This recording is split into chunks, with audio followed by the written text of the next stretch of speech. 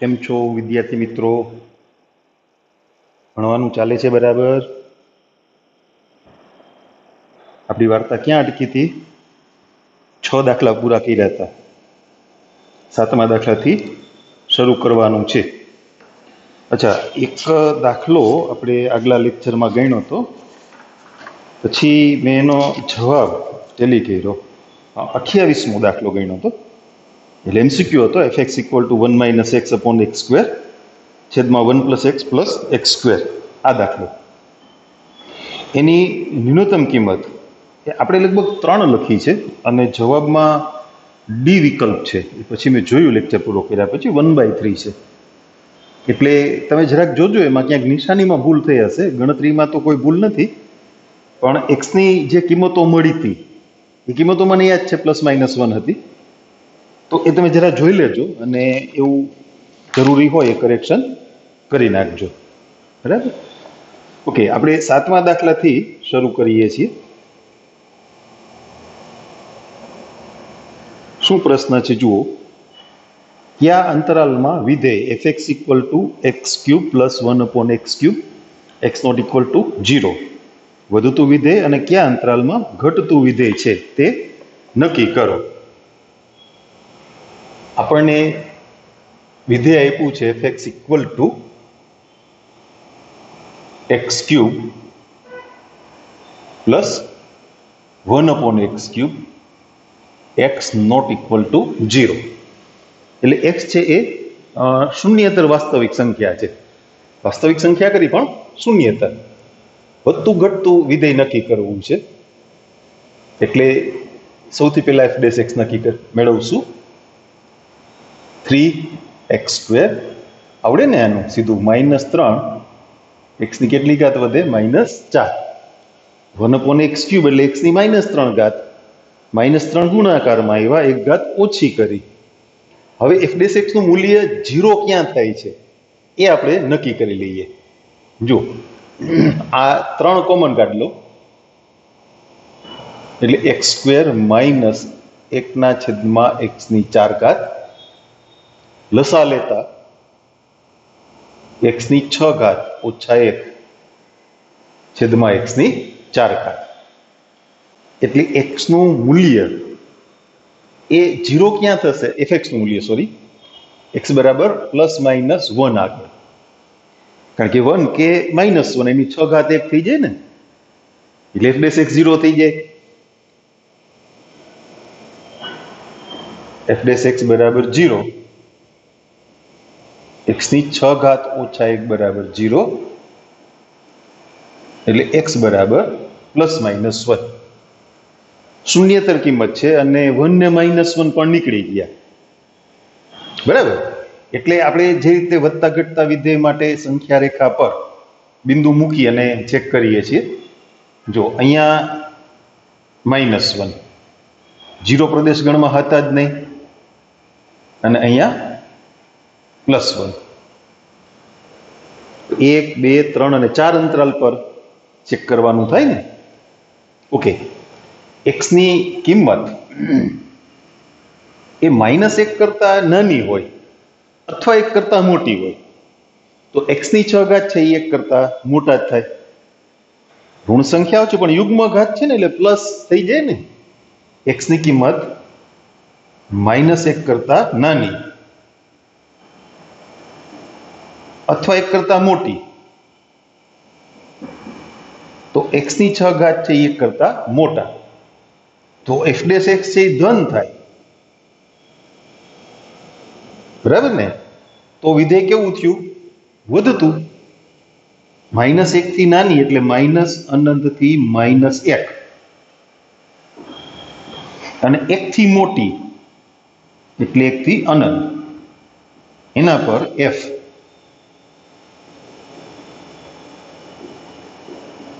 ચુસ્ત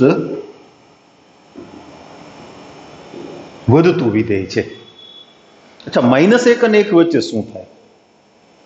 x ની કિંમત -1 અને 1 ની વચ્ચે હોય એટલે માનાંક x < 1 થયું કહેવાય ને. તો x ની 6 ઘાત કેવા? 1 કરતા નાના. તમે અહીંયા કોઈ કિંમત વિચારો, સપોઝ -1/2. એની 6 ઘાત ગણો એટલે 1/64 થયા ને, તો 1 કરતા નાના જ થાય ને, એટલે -1 less than x less than 1 x not equal to 0, અથવા આપણે એના બે અંતરાલ જ બનાવી નાખીએ. ચલો ને, 0 તો ગણતરીમાં લેવાના જ નથી, એટલે x ની કિંમત -1 અને 0 ની વચ્ચે હોય, અથવા 0 અને 1 ની વચ્ચે હોય. તો x ની 6 ઘાતનું મૂલ્ય 1 કરતા નાનું આવે, એટલે f' ની કિંમત છે એ ઋણ થાય. તો -1 થી 0 અને 0 થી 1 પર f છે એ ચુસ્ત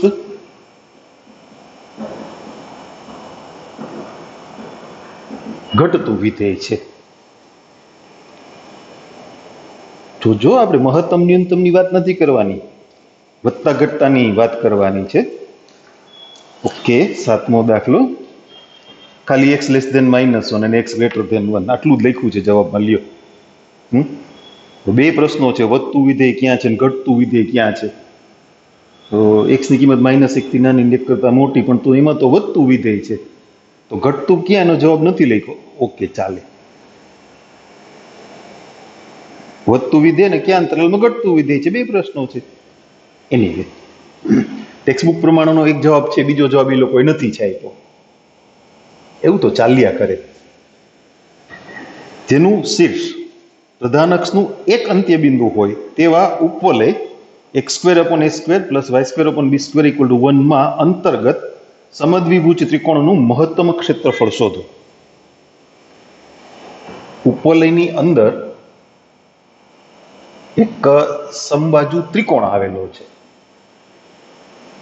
અંતર્ગત એટલે એના ત્રણેય શિરોબિંદુ એ ઉપવલય પર મૂકવાના. આપણે વાતને સમજવા માટે આકૃતિ કરીએ. અગાઉ પણ ઘણી વખત મેં તમને યાદ કરાવ્યું છે, આકૃતિ પરથી આપણે કંઈ જ સાબિત કરતા નથી. તમે આ બિંદુને જાણો છો સારી રીતે.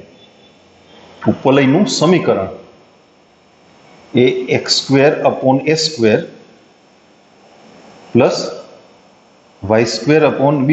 = 1 આ સ્વરૂપમાં હોય એટલે એ બિંદુ એ 0 થાય, તમને ખબર છે. ત્રિકોણના બાકીના બે શિરોબિંદુઓ, હવે એમાં એક સમદ્વિભુજ ત્રિકોણ એ આપણે બનાવવો છે. બનાવી નાખીએ. ચાલો, ત્રિકોણ આ રીતે વિચારીએ.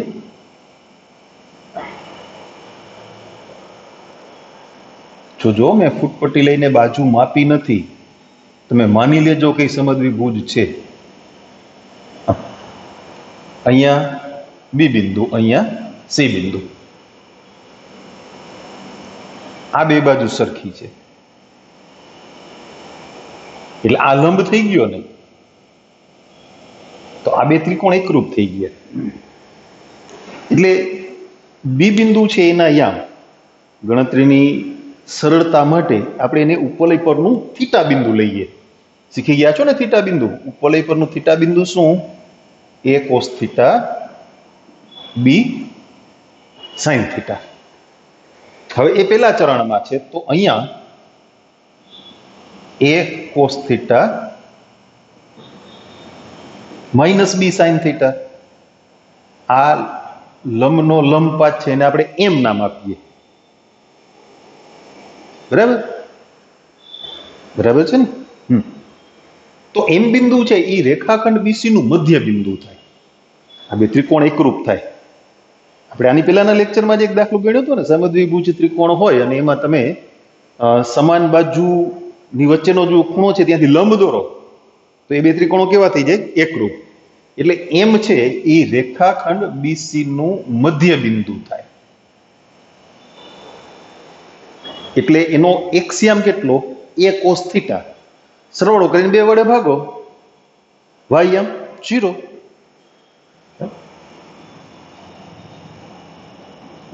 ધારો કે ત્રિકોણ ABC માં એક શિરોબિંદુ છે એ ઉપવલયનું શીર્ષ છે, એટલે આપણે એ બિંદુ લીધું. ત્યાં b ના યામ a cos થીટા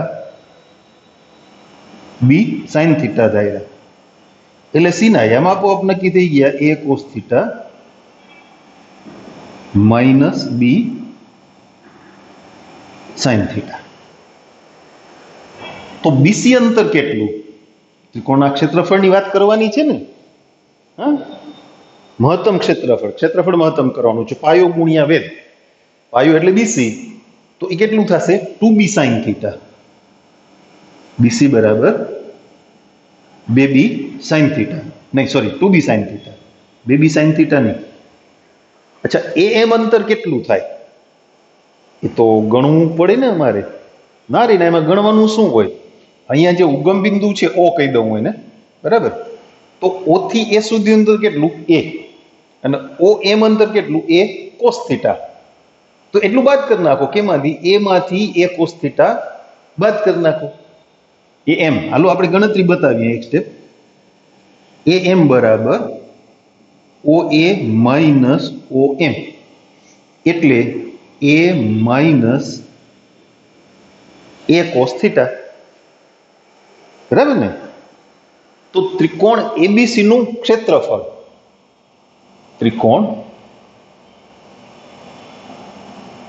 એબીસી નું ક્ષેત્રફળ 1/2 પાયો એટલે બીસી ગુણ્યા વેધ એટલે એ એમ. બીસી કેટલું છે? 2b સાઇન થીટા, એને ગુણ્યા એ માઇનસ એ કોસ થીટા. 2 ઉડાડી દઈએ, એ અચળ બહાર કાઢી લઈએ, એટલે એ બી સાઇન થીટા ગુણી નાખવા છે. ગુણી નખાય, એમાં કઈ વાંધો નહીં. અને એમને એમ રાખવા હોય તોય વાંધો નથી ભાઈ, આખો ગુણશો તોય ગુણાકારનો નિયમ આવશે. સાઇન ઇન્ટુ કોસમાં ગુણાકારનો નિયમ આવે ને. હા, એને એફ ઓફ થીટા કહી દઈએ આપણે. ક્ષેત્રફળને એ નહીં કહીએ આપણે, કારણ કે શિરોબિંદુ તરીકે આપણે એ લીધા છે. એ ચલ થીટાનું વિધેય છે એટલે એને આપણે એફ ઓફ થીટા કહી દઈએ. હવે આ મૂલ્ય આપણે મહત્તમ કરવું છે. ઓકે, એફ ડેશ થીટા ગણીએ. એ બી તો અચળ બાર રહેશે ને.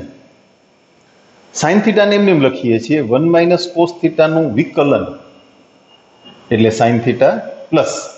હવે સાઇન થીટાનું વિકલન કોસ થીટા, એ વખતે 1 માઇનસ કોસ થીટા એમને એમ રહેશે. તો એ બી કાઉન્સમાં sine square theta plus cos theta minus cos square theta. હવે એના બરાબર 0 મૂકીએ તો એમાંથી આપણે થીટાનું મૂલ્ય કેમ ગણવું એ વિચારવું પડે ને. Sign square theta plus cos theta minus cos square theta, બહુમતી કોની? કોસની. તો આમ જ ફેરફાર કરી નાખીએ. સાઇન સ્ક્વેર થીટા એટલે 1 માઇનસ કોસ સ્ક્વેર થીટા, તો 1 plus cos theta minus 2 cos square theta. તો એફ ડેશ થીટા બરાબર 0, એટલે 1 plus cos theta minus 2 cos square theta બરાબર 0. ઓફકોર્સ એ દ્વિઘાત સમીકરણ છે, પણ નિશાની ફેરવીએ ને બધાની તો તમને સમજાય. એટલે બધા પદને આપણે -1 થી ગુણી નાખ્યા. હવે તમને ખ્યાલ આવશે અવયવ શું મળે. આવડે ને? બરાબર. 2 cos theta plus 1 cos theta -1. ગુણાકાર કરીને ચેક કરી દો. ચાલો, 2 cos square theta minus 2 cos theta plus cos theta, minus cos theta -1. તો કોસ થીટા બરાબર -1/2 અથવા કોસ થીટા બરાબર 1. હવે મહત્તમ ક્ષેત્રફળ માટે થીટા તો મળી ગયો ને. કોસ થીટા બરાબર -1/2, તો થીટા બરાબર 2π/3 અથવા થીટા બરાબર 0. જો કે થીટા બરાબર 0 એ શક્ય નથી, कारण के तो बी અને એ એક જ જગ્યાએ આવી જાય. બી બિંદુ છે ને એ બિંદુ થઈ જાય તો ત્રિકોણ ક્યાંથી બને? બી બિંદુ એના સી બિંદુ એના સ્થાને આવી જાય, ત્રિકોણનું અસ્તિત્વ જ ના રહે. છતાં આપણે ગણીને મૂકીએ, ચેક કરીએ. ચાલો હવે એફ ડબલ ડેશ થીટા ગણશું. F double dash theta A B તો અચળ છે. ઓકે, 1 નું વિકલન 0, કોસનું માઇનસ સાઇન, બે ઘાત ગુણાકારમાં આવે એટલે 4 કોસ થીટા, પાછું કોસનું માઇનસ સાઇન થાય ને એટલે plus 4 cos theta sine theta. બરાબર છે? બે વખત કિંમત ના મૂકવી પડે ને સાઇન થીટાની, એટલે સાઇન થીટા આપણે કોમન લખીએ એટલે થશે 4 કોસ થીટા માઇનસ 1. હવે એમાં તમે કોસ થીટાની કિંમત ડાયરેક્ટ મૂકો તો સાઇન થીટામાં પ્રશ્ન થશે, એટલે થીટાની જ કિંમત મૂકીએ આપણે. એફ ડબલ ડેશ, હાલો 0 નું પેલા કલ્યાણ કરી નાખીએ.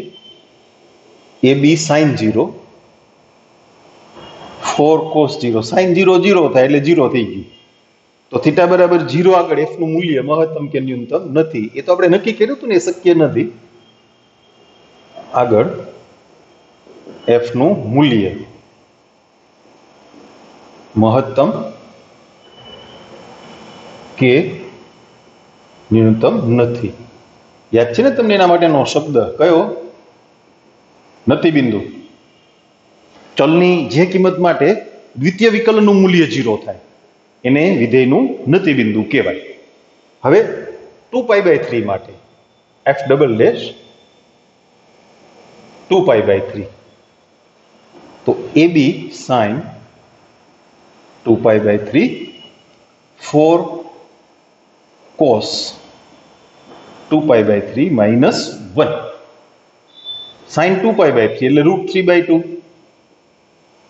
કોસ 2π/3 એટલે -1/2. તો એ કાઉન્સનું, મોટા કાઉન્સનું આખું સાદુરૂપ થયું -3. આપણે ગુણાકાર નથી લખવો, જરૂર નથી, એ ઋણ છે એમ કહેવા માટે પૂરતું છે. તો થીટા બરાબર 2π/3 માટે એફ નું મૂલ્ય એટલે કે ક્ષેત્રફળ એ મહત્તમ છે. આપણે મહત્તમ ક્ષેત્રફળ શોધવાનું છે. તો ક્ષેત્રફળ માટે જે સૂત્ર આપણે ગોઠવીને લખ્યું છે ને, કયું સૂત્ર? આ એફ. તો એમાં થીટાની જગ્યાએ આપણે 2π/3 મૂકશું, એટલે એ બી સાઇન 2π/3, 1 માઇનસ કોસ 2π/3,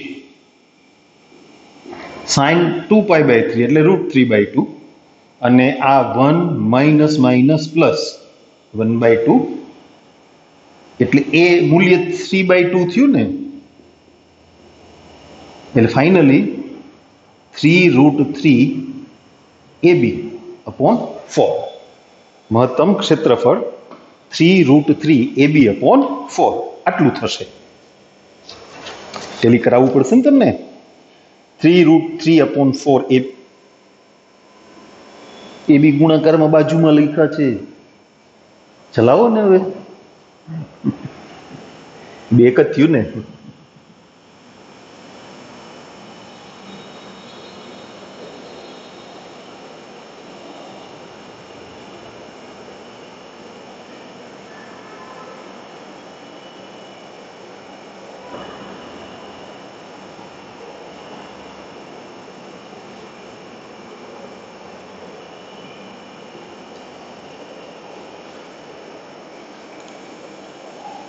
ચલો એના પછીનો દાખલો 9. લંબચોરસ આધાર તથા પૃષ્ઠો ધરાવતી એક ખુલ્લી ટાંકીની ઊંડાઈ 2 મીટર અને ઘનફળ 8 ઘન મીટર. ટાંકીના આધારના બાંધકામની કિંમત ₹70 પ્રતિ મીટર સ્ક્વેર અને પૃષ્ઠોના બાંધકામની કિંમત ₹45 પ્રતિ મીટર સ્ક્વેર હોય તો ટાંકી બનાવવા માટે થતો ન્યૂનતમ ખર્ચ શોધો. લંબચોરસ આધાર ધરાવતી એક ખુલ્લી ટાંકી છે. આપણે આકૃતિ કરવાનો પ્રયત્ન કરીએ સમજવા માટે. આ લંબચોરસ થયું ને, લંબચોરસ આધાર વાળી એક ટાંકી.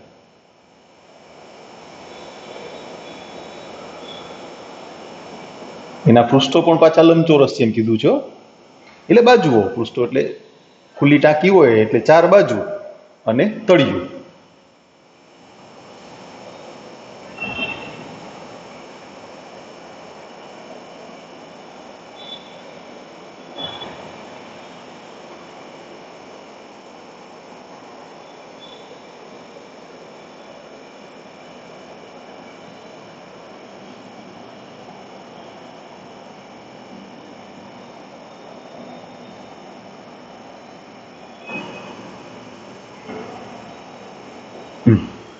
ટાંકી તો બની ગઈ. હાલો, એની ઊંડાઈ 2 મીટર છે. ઊંડાઈ એટલે આ 2 મીટર. હાલો મીટર લખીએ બસ, ખ્યાલ આવે ને? નહીં સમજાય? આકૃતિમાંથી નહીં આઈડિયા આવે 2 મીટર ઊંડાઈ કઈ રીતે છે? આ તળિયું, આ 1, આ 2, આ 3 ને આ 4 પૃષ્ઠ. એક કામ કરીએ, આપણે તળિયાને છે ને થોડુંક રંગી નાખીએ, હે ને, એટલે તમને હરખું સમજાય. તળિયાને કલર કરી નાખીએ. હાલો,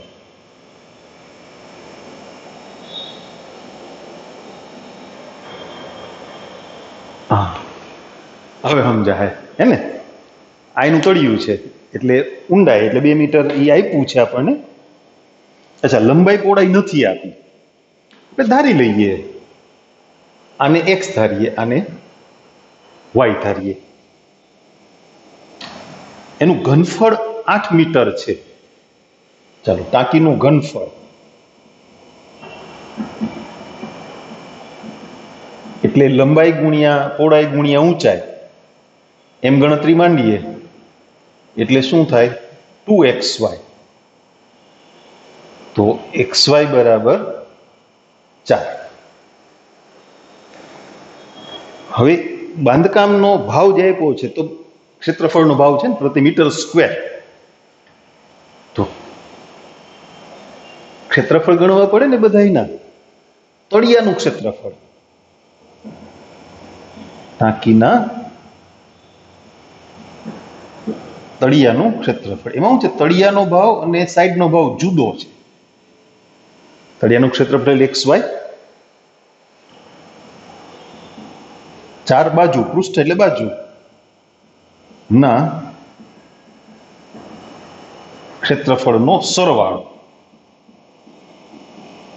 આખું બાંધકામ કરવાનું જ છે ને, એકાદી દિવાલ બાકી રાખી દેવાની એવું નથી.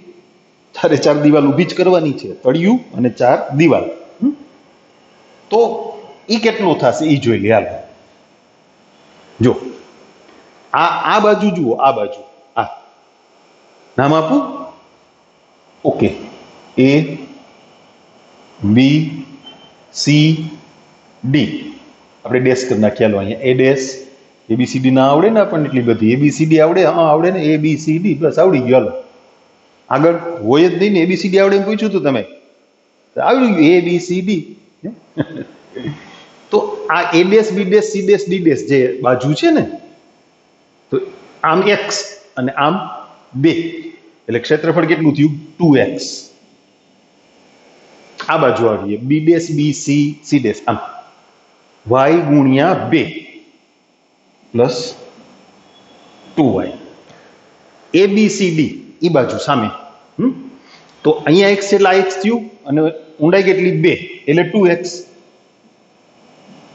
હવે અહીંયા A dash D dash D આ 2 મીટર અને આ y મીટર એટલે 4x પ્લસ 4y થયું ને. 4 કોમન, x પ્લસ y. પણ બેયનો ભાવ જુદો જુદો છે. સરવાળો કરીએ પણ 2 ચલનું વિધેય થાય ને. xy પ્લસ 4 કૌંસમાં x પ્લસ y. આપણે આનો ભાવ 75 રૂપિયા છે, એટલે 75 ગુણ્યા આટલા. આનો ભાવ 75 જ છે ને, અહીંયા 70 છે, સોરી 70 અને 45. એટલે ખર્ચનું વિધેય બનાવે તો 70 ગુણ્યા આટલા. 1 ચોરસ મીટરના 70 રૂપિયા, તો આટલા ચોરસ મીટર થયું ને. આ ક્ષેત્રફળ કેટલું થયું? આટલા ચોરસ મીટર, એટલે મીટર સ્ક્વેર. અહીંયા મીટર સ્ક્વેર. આનો ભાવ 70, એટલે 70 ગુણ્યા XY. આનો ભાવ 45, તો 45 ગુણ્યા પદ. હવે એને ન્યૂનતમ કરવું છે, પણ એ બે ચલનું વિધેય થાય ને, x અને y. તો આપણી પાસે x ગુણ્યા y બરાબર 4 આવો સંબંધ છે. એટલે અહીંયા તો ઓહો, મજા આવી ગઈ ને. એક પણ ચલ ના હોય તો. અને આમાં y ની કિંમત, x ઇન્ટુ y નું મૂલ્ય છે, y ની કિંમત મૂકી દઈએ. y ની કિંમત શું? તો કે 4/x, આટલા મીટર સ્ક્વેર. તો કુલ ખર્ચ જે આપણે ન્યૂનતમ કરવાનું છે, એટલે બંને ખર્ચનો સરવાળો, અને એ x ની કઈ કિંમત માટે ન્યૂનતમ થશે એ આપણે ગોતવાનું છે. પછી ન્યૂનતમ ખર્ચ તો મળી જાય ને, x મળી જાય. જેમ હમણાં સમદ્વિભુજ ત્રિકોણ હતો તો થીટા મળી ગયો, એટલે ક્ષેત્રફળ તો મળી જાય ને, બરાબર.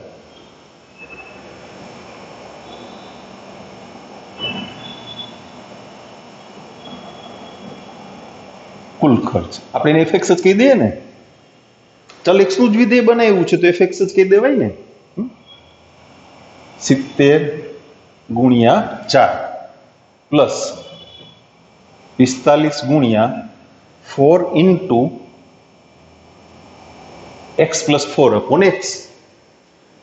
આપણને ભાવ આપ્યો છે તળિયાનો 70 રૂપિયા અને બાજુનો 45 રૂપિયા.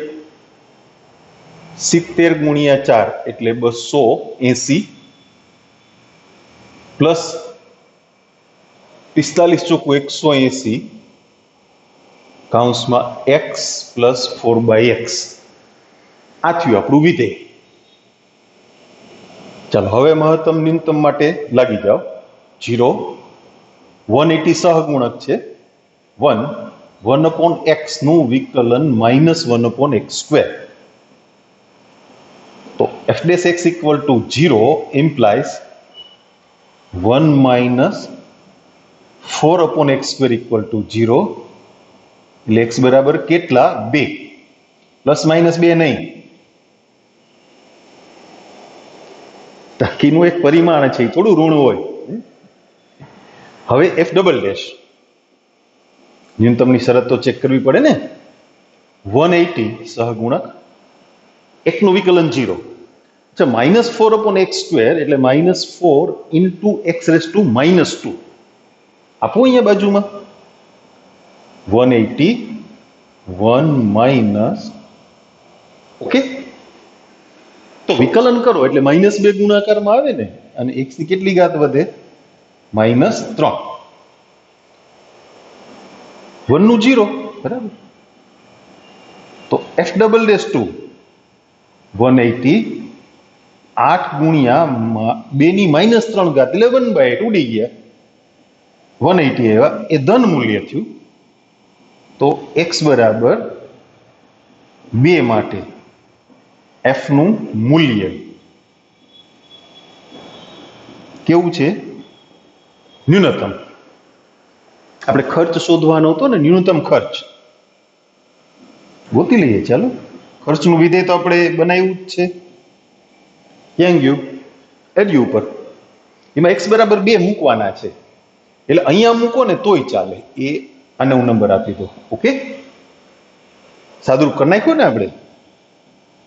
280 પ્લસ 180 કૌંસમાં 2 પ્લસ 4/2 280. આ કેટલા થયા? 4 18 ચોખ્ખું 72 720. 1000 રૂપિયા થયું. ટાંકી બનાવવાનો ન્યૂનતમ ખર્ચ 1000 રૂપિયા થાય.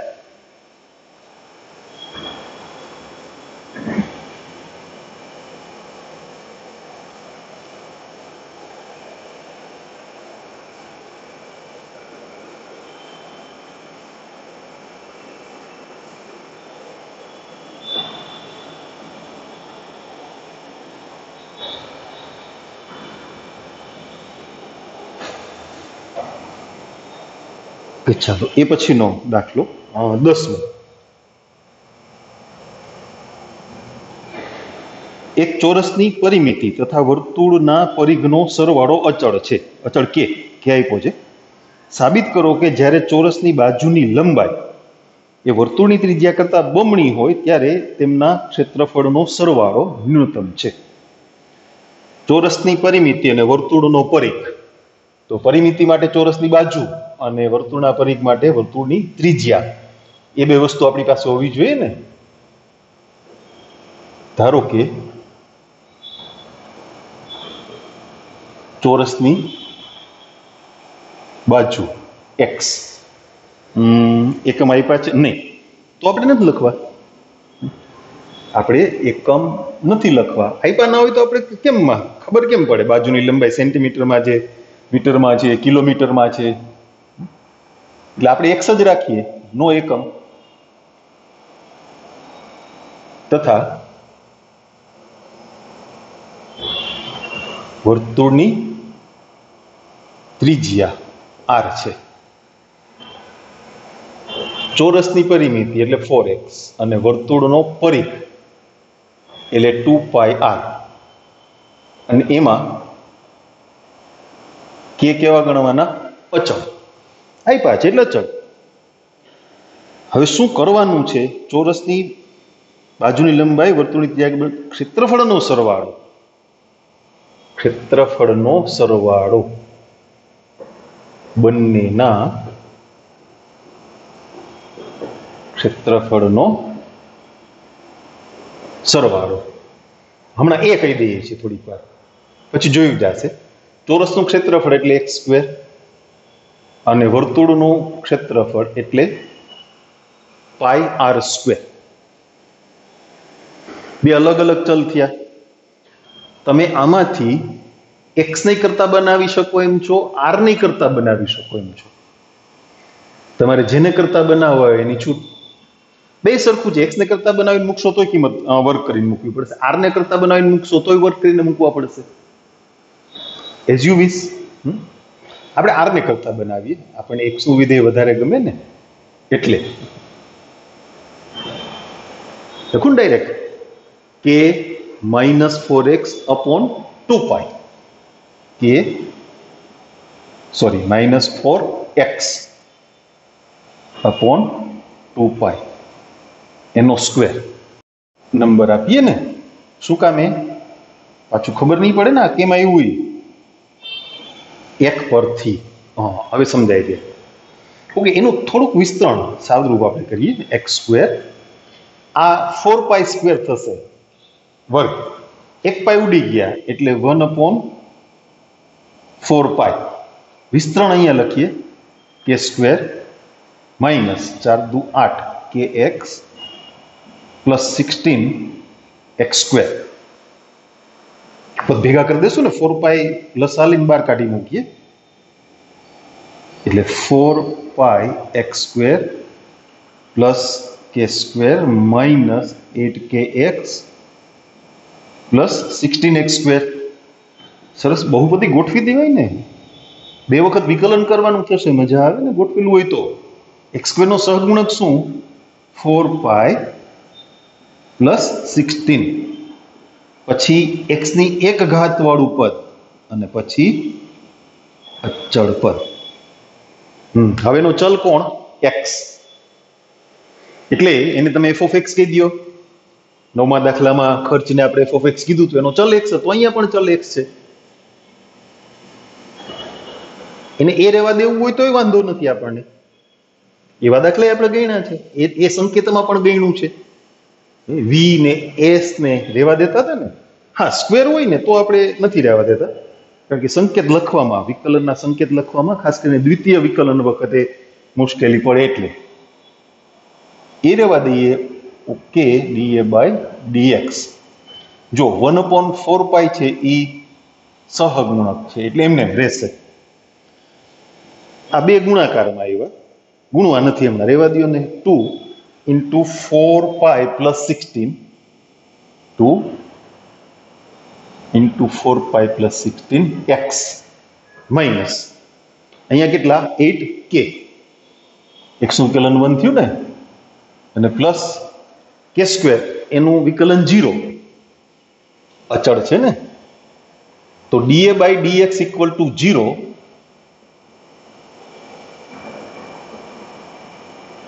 implies 2 into 4 pi plus 16x minus 1 minute ના કઈ ખોટું નથી થયું, હા ભૂલ નથી થઈ, ડોન્ટ વરી. એમાં શું છે, આમાંથી તમે 4 કોમન કાઢી શકો એટલે 8 થઈ ગયા ને, 8 કોમન કાઢી લઈએ આપણે, એટલે અહીંયા વધશે 2/π. અહીંથી 4 કોમન કાઢીને 8 કર્યા ને, 4 કોમન નીકળી ગયા એટલે શું વધ્યું, પાઈ પ્લસ 4 માઇનસ કે. હેલું કર્યું થોડુંક, બીજું કઈ નહીં. તો dA by dx equal to 0 implies pi plus 4 into x minus કે ઇક્વલ ટુ 0, એટલે એક્સ ઇક્વલ ટુ કે અપોન પાઈ પ્લસ 4. હવે દ્વિતીય વિકલન કરીએ, d2a બાય dx2 2/π સહગુણક. વિકલનનો જવાબ કેટલો થયો, આનું વિકલન પાઈ પ્લસ 4 થયું ને, આનું 0.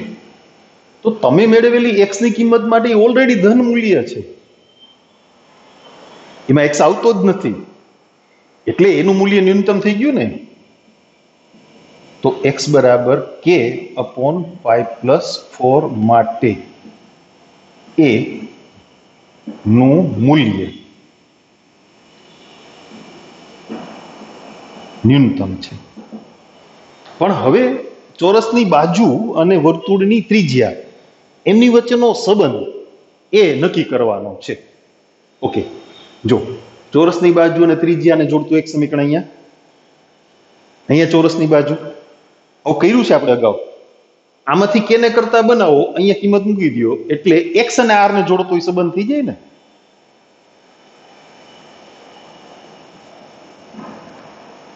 કે બરાબર પાઈ પ્લસ 4 ઇન્ટુ એક્સ. આ ક્યાંથી લખ્યા, આમાંથી એકમાં એક કિંમત મૂકી દઈએ એટલે 4x plus 2πr equal to pi plus 4 into x. તમે જુઓ 4x ઉડી ગયા, 2πr equal to pi x. જોજો એના શબ્દો પ્રમાણે જ ગોઠવી દેશું આપણે. ચોરસની બાજુની લંબાઈ ત્રિજ્યા કરતા બમણી, પાઈ પાઈ ઉડાડી દો એટલે ચોરસની બાજુની લંબાઈ x, વર્તુળની ત્રિજ્યા r કરતા બમણી. ડન ને?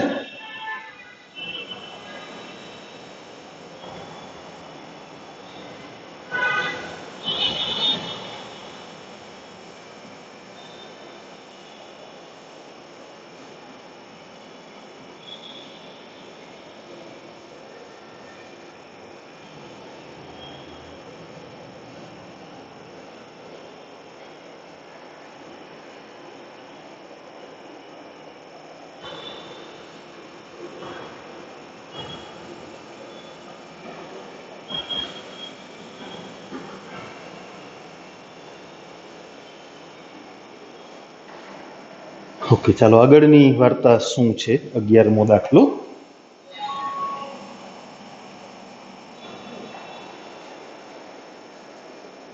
એક બારી લંબચોરસ પર અર્ધવર્તુળ ગોઠવેલ હોય તે આકારની છે.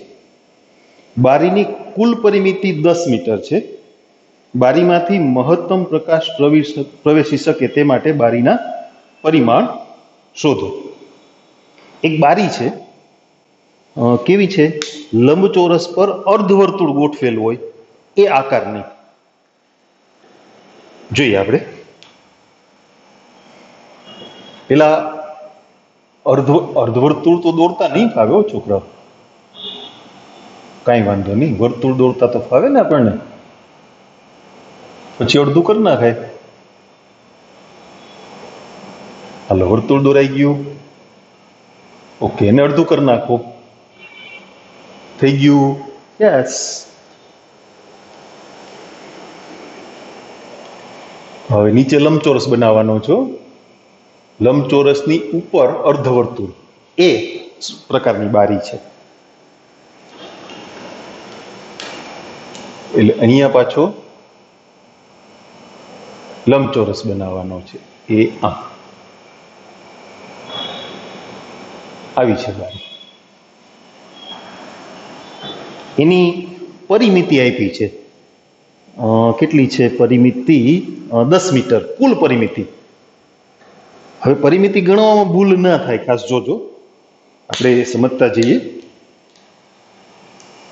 અર્ધવર્તુળ જે છે ને એની ત્રિજ્યા એ તમે આર ધારો કે એક્સ ધારો, મેક્સ નો ડિફરન્સ.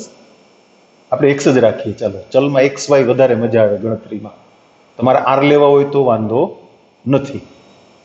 એટલે આ પણ એક્સ થયું ને, એટલે આ લંબાઈ થઈ 2x. આને ધારી લઈએ વાય. ચોરસની પરિમિતિ એટલે ચોરસની ચારેય બાજુના માપનો સરવાળો. આમ આમ ફરતો રાઉન્ડ મારો એ કેટલું ડિસ્ટન્સ થાય પરિમિતિ દેશી ભાષામાં. એક બિંદુથી શરૂ કરી અને બંધ આકૃતિ પૂરી કરો ત્યાં સુધી તમે કેટલા કિલોમીટર ચાલ્યા? મીટરમાં હોય, સેન્ટીમીટર, એકમ જે હોય તે એની પરિમિતિ. એટલે આની પરિમિતિ એટલે ચોરસની પરિમિતિ પ્લસ અર્ધવર્તુળની પરિમિતિ એમ ન થાય. પરિમિતિ એટલે બહારની સાઈડેથી આમ આટો મારવાનો. એટલે અહીંથી માનો કે તમે સ્ટાર્ટ કરો તો આ અંતર વાય 2x, પાછું વાય અને આટલું, એટલે અર્ધવર્તુળની પરિમિતિ. વર્તુળની પરિમિતિ એટલે પરિઘ એટલે 2πr. તો અર્ધવર્તુળની પરિમિતિ એટલે πr. અહીંયા પાઈ x.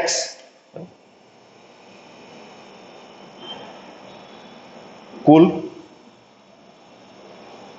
પરિમિતિ આપણે આપી છે ને, હું ભૂલી ગયો, જોઈ દો, 10 મીટર છે.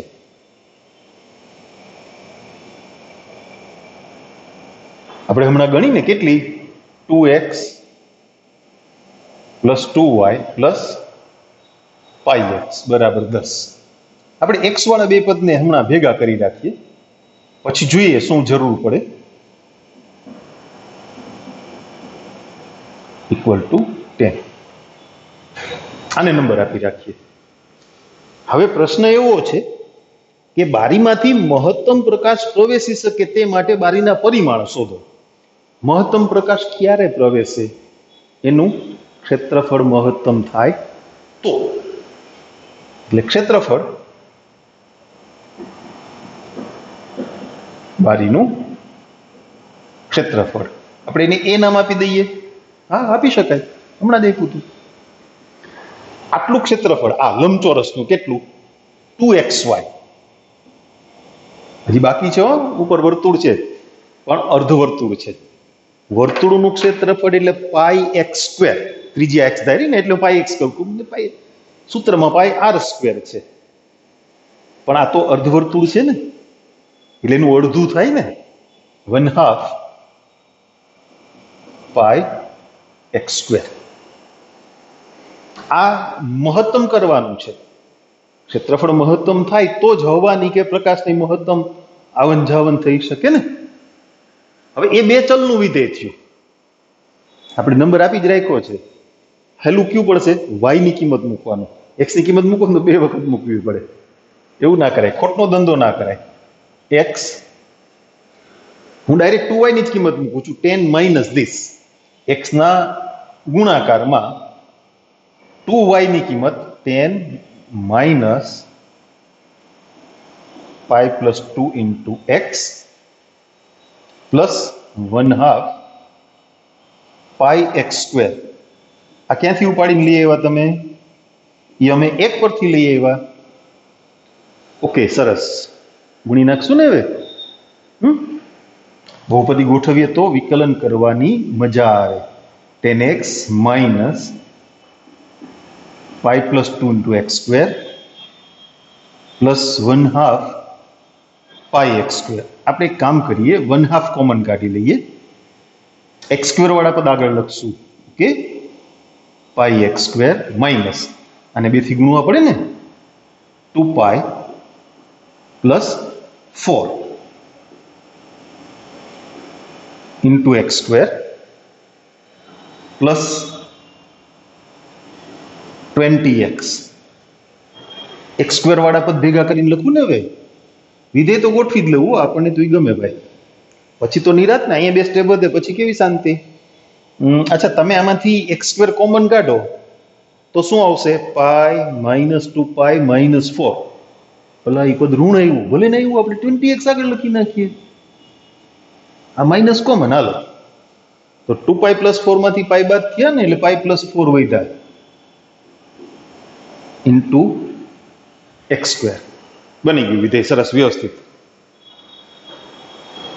હવે વિકલ્પની વાત શરૂ કરીએ ગોઠવણ કરવામાં બે સ્ટેપ વધે ને તો વધવા દેવાય પછી છે ને બહુ સરળ થઈ જાય ઓલું પછી છે ને એવું અટવાયા કરે બધું આ ક્લિયર થઈ જાય સાવ વિકલનની ઉતાવળ ના કરાય સીધી બને તો ગોઠવી શકાતા હોય ને તો પદને ગોઠવી લેવા પછી D A by D X D two A by D X two એ બહુ સરળ થઈ જાય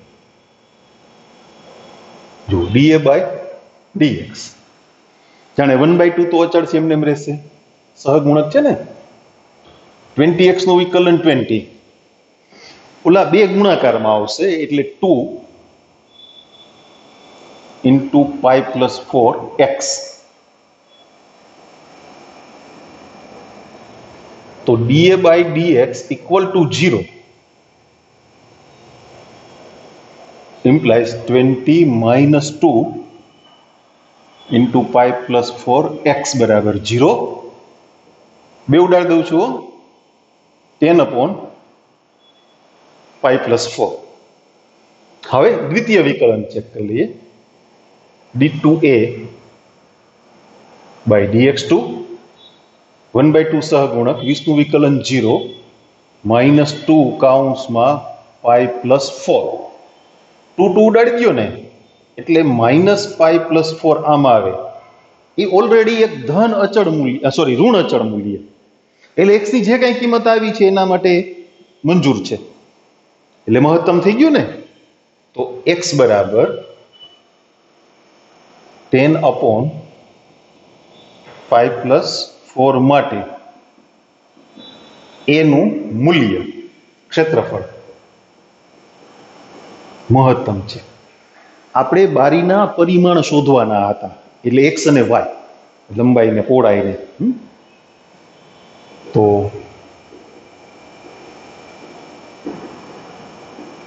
બારીની લંબાઈ 2x એટલે 20 upon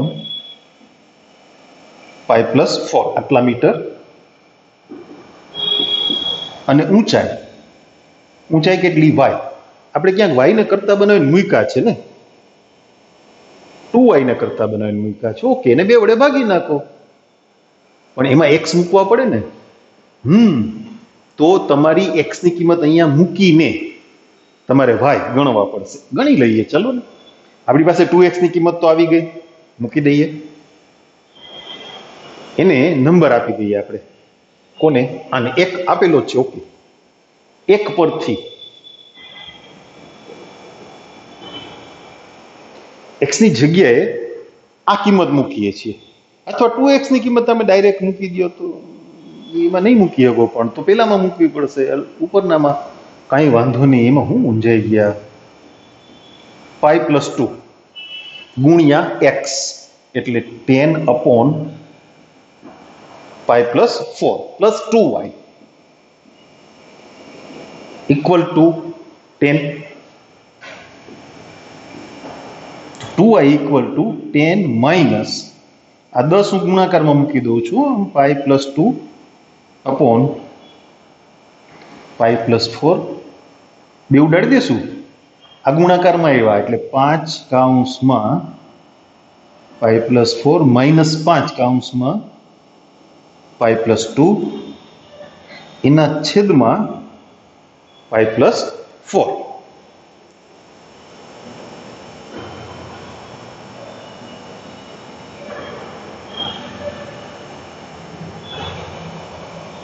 હવે તો y બરાબર જો 5 પાઈ ઉડી જશે, 5 ચોક 20, 20 માંથી 10 ગયા એટલે 10, 10 ના છેદમાં પાઈ વત્તા 4. તો બારીની ઊંચાઈ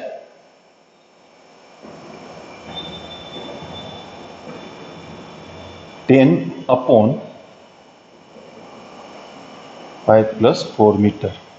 અહીંયા માંગ્યું નથી, હું લખું છું વધારાનું. બારીની લંબાઈ તેની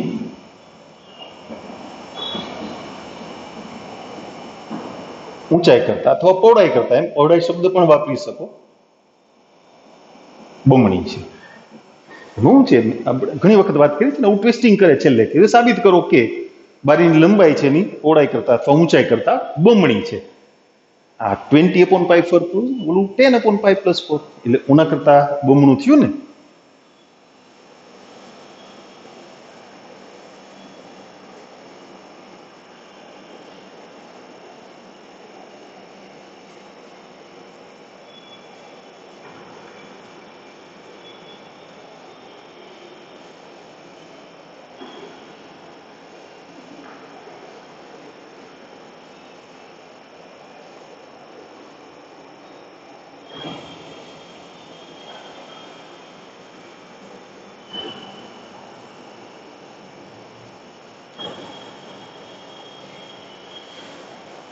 ઓકે, ચાલો એના પછીનો પ્રશ્ન જોઈએ.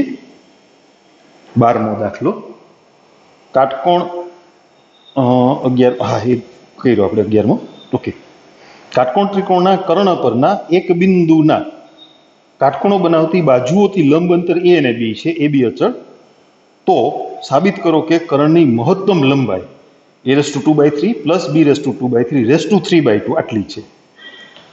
દાખલો પ્રમાણમાં મોટો છે, મને એટલે ખબર છે કે જૂના કોર્સમાં પણ હતો, એટલે આ તમને ક્લિયર થઈ ગયું હશે ને. સાફ કરી નાખું, થોડી લાંબી ગણતરી છે, મોટી, પછી ત્યાંથી અહીંયા આવવું પડે, તમને નહીં મજા આવે સમજવામાં. ઓકે,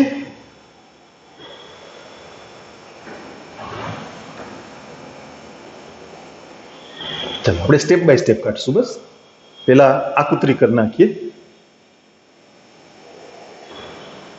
જે વિગત આપી છે ને એની આકૃતિ દોરી લઈએ.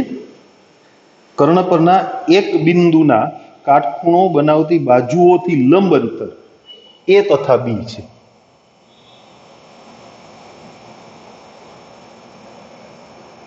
એક કાટકોણ ત્રિકોણ દોરો. લોભ ના કરતા મોટો દોરજો, કારણ કે અંદર હજી ઘણું હમાડવાનું છે આપણે. હાલો, દોરાઈ ગયો. ઓકે, આના પર એક બિંદુ છે, નામ આપી દેવું છે, આપી દઈએ ચલો ને, P. આ ત્રિકોણને નામ આપી દઈએ ABC. હિયર ઇટ ઇઝ કાટખૂણા. માપતો નહીં હો. હવે એ બિંદુ P જે મૂક્યું ને આપણે કર્ણ પરના એક બિંદુના કાટખૂણો બનાવતી બાજુ એટલે AB અને BC, ત્યાંથી લંબ અંતર એ A તથા B છે. એટલે એમાં ચોખવટ નથી કરી, તમે ગમે એને A કયો તોય ચાલશે, ગમે એને B કયો તોય ચાલશે. એકને A કયો, એકને B કયો. થોડુંક પેલું બિંદુ આડાવડું થઈ ગયું, કઈ વાંધો નહીં, આપણે ટપકું ચકી નાખીએ. ઓકે, આ અંતર A, આ અંતર B. એ બી આડાવડા થઈ જાય તો વાંધો નહીં, પણ એ અચળ છે, યાદ રાખજો. કર્ણની લંબાઈ મહત્તમ કરવાની છે અને એનું મૂલ્ય છેલ્લે મેળવવાનું છે. હવે એમાં કાંઈ નથી આપ્યું છોકરાઓ, એ બી આપ્યા છે, એ બી કર્ણ ઉપર લઈ જવા છે આપણે. લઈ જાય, હાલો ધીમે ધીમે એને લઈ જાય ત્યાં. કર્ણની લંબાઈ એટલે AC થાય ને, તો ખ્યાલ આવે ને તમને. કર્ણની લંબાઈ કેટલી? AC. એટલે એર કન્ડિશન નહીં, A થી C સુધીની લંબાઈ. એક મિનિટ હો, આ માર્કર કંઈક દુખી થઈ ગઈ હતી,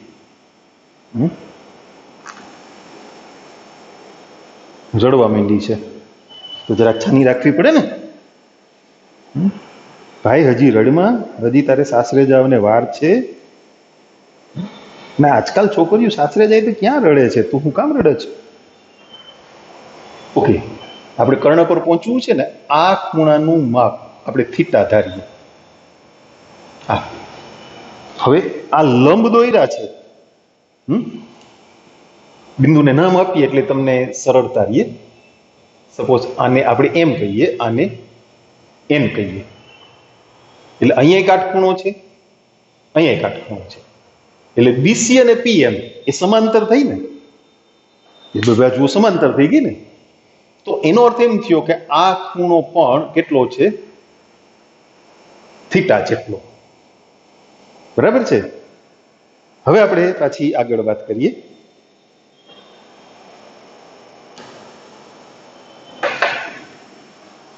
સમજીએ પાછી આપણી વાતને. આપણે શું જોઈએ છે? એપી અને પીસી સળંગ નહીં મળે. એસી લંબાઈ જોઈએ છે પણ સળંગ નહીં મળે. એપી અને પીસી બે અલગ અલગ મેળવીને ટોટલ કરવો પડશે. મેળવી લઈએ. ઉપરનો ત્રિકોણ, કાટકોણ ત્રિકોણ એએમપી એ જુઓ બરાબર. કાટકોણ ત્રિકોણ એએમપી માં એ ત્રિકોણમાં થીટાની પાસેની બાજુ એ છે, એ તમને ખબર છે. અને કર્ણ જોઈએ છે આપણે, એપી જોઈએ જ ને. તો કોસ થીટા બરાબર એ જ લખી નાખું છું સીધા, અને છેદમાં એપી.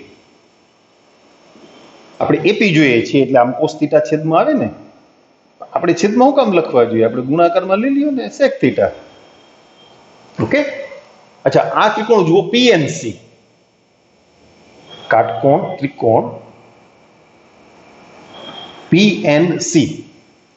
તો એમાં આ છે ને થીટાની સામેની બાજુ થાય. ઓકે. તો સાઇન થીટા બરાબર બી ના છેદમાં પીસી. તો પીસી બરાબર શું થયું? બી અપોન સાઇન થીટા, એટલે કે બી કોસેક થીટા. તો કર્ણની લંબાઈ એટલે આકૃતિ પ્રમાણે એસી અથવા એપી પ્લસ પીસી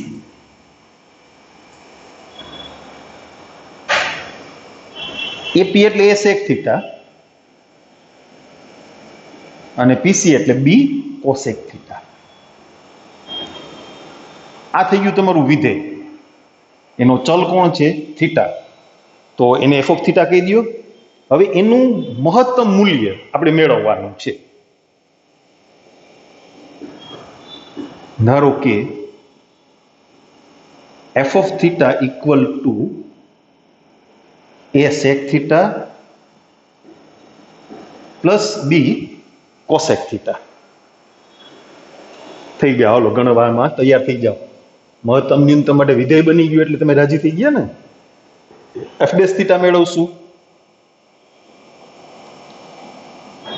સેક થીટાનું વિકલન sec theta into tan theta અને કોસેકનું વિકલન કોસેક ઇન્ટુ કોટ.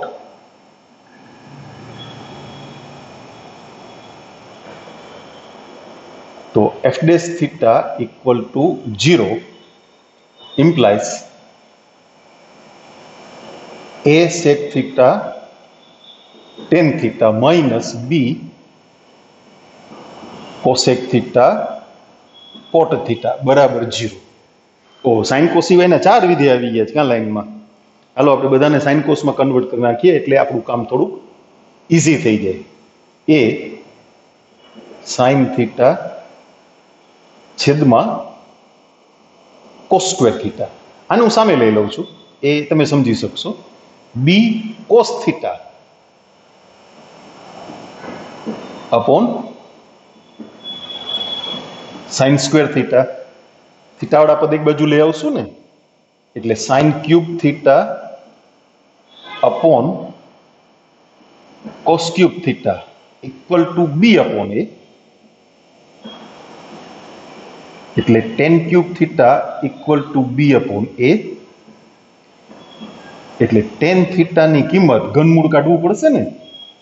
બી ની 1/3 ઘાત જુદા જુદા લખશું, આમ આખા પદ ઉપર નહીં લખીએ. છેદમાં એ ની 1/3 ઘાત. એટલે થીટા લખવો હોય તો ટેન ઇનવર્સ પણ જરૂર ના પડે ને, કારણ કે વિધેય છે એ ત્રિકોણમિતીય વિધિના સ્વરૂપમાં છે ને, એટલે થીટાને કરતા બનાવવાની જરૂર નથી. હવે એફ ડબલ ડેશ થીટા જો ધ્યાન રાખજો, જાજા પદ થઈ જશે, કારણ કે સેક થીટા ઇન્ટુ ટેન થીટામાં ગુણાકારનો નિયમ લાગે. એટલે એ સેક થીટા ટેનનું વિકલન સેક સ્ક્વેર થીટા, એ ગુણાકાર નથી લખવો, જરૂર નથી. હવે સેકનું વિકલન લખશું. સેકનું વિકલન શું? સેક ઇન્ટુ ટેન થીટા માઇનસ. હવે બીજી એક વાત ધ્યાનમાં લ્યો, કોસેક ઇન્ટુ કોટનું વિકલન કરો ને ગુણાકારના નિયમથી, તો કોસેકના વિકલનમાં માઇનસ નિશાની આવે, કોટના વિકલનમાં માઇનસ નિશાની આવે. એટલે હવે પછીના બે પદ એ પ્લસ થઈ જશે. જો આપણે કોસેકને એમ રાખીએ, બી કોસેક થીટા, કોટ થીટાનું વિકલન માઇનસ કોસેક સ્ક્વેર થીટા થાય ને, એટલે માઇનસ માઇનસ પ્લસ થઈ ગયા. એ તો આપણે વાત કરી ને. અચ્છા, કોસેકનું વિકલન, તો કોસેક ઇન્ટુ કોટ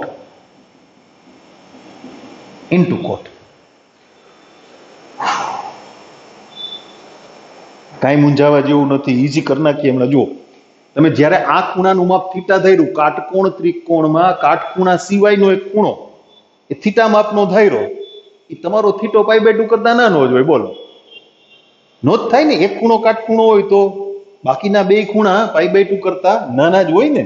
એટલે અહીંયા આપણે આકૃતિની બાજુમાં સુવર્ણ અક્ષરે તો નહીં, કાળા અક્ષરે લખી નાખીએ કે ભાઈ અમારો થીટો 0 ને π/2 ની વચ્ચે છે. એટલે ટેન થીટાનું મૂલ્ય તો ઠીક, સેક કોસેક બધાય ધન, પેલું ચરણ. અને એ ને બી તો લંબાઈ છે ને, તો ધન જ હોય ને, લંબની લંબાઈ છે. 0 લખીએ આપણે, less than theta less than π/2 માટે. આમાં જે વિધેય આવ્યા એ બધાની વાત કરીએ. Sec theta, cosec theta, tan theta અને કોટ થીટા, આ હંધાઈ કેવા? ધન, બધાય. પછી એ ને બી ધન જ છે,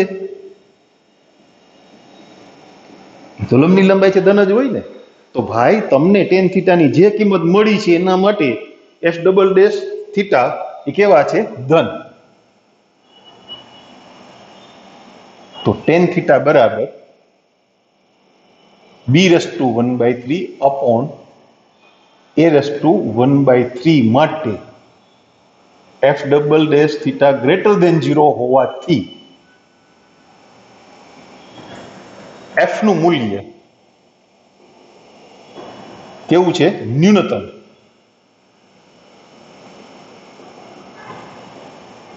મને ખબર છે એમાં મહત્તમ છે, એ ગયા કોર્સથી ભૂલ હાલી આવે છે. કર્ણની મહત્તમ લંબાઈની મહત્તમ શબ્દ ચેકી નાખજો, ન્યૂનતમ કરેક્શન છે. જૂના કોર્સમાં મહત્તમ શબ્દ ચાલતો, તો એમાંથી બેઠું ઉપાડીને મૂકી દીધું છે. અહીંયા ન્યૂનતમ લંબાઈ આવે, કારણ કે આ બધા ધન છે. ઓકે, હા. તો કર્ણની ન્યૂનતમ લંબાઈ, કર્ણની